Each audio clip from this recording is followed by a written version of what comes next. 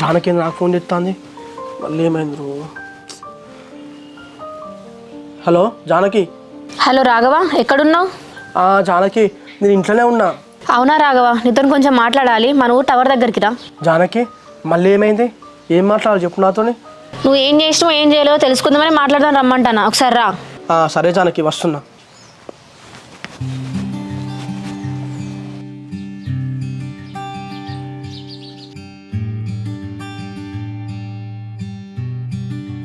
అరే చింటికాడ ఫోన్ చేసినారా నీకు? నాకు చేయలేరా? నీకు చేసిండు ఏమైనా? నాకు కూడా చేయలేరా. వాడు ఇంటికాడ ఒకటే ఉండొచ్చు, మరి ఇంటికి పోయి మాట్లాడదాం రావంతో.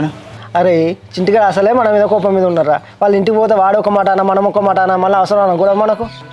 అరే లొల్లికి మొత్తం కారణం శంకర్ గారా. వాడు ఉప్పడాలని సంగతి చెప్తారా నేను. అరే అసలు తప్పుడు మనదేరా. చక్కగా బండి తీసుకొని వెళ్ళిపోతాయి పో, అనవసరంగా మనకి గెలికినట్టు అయింది.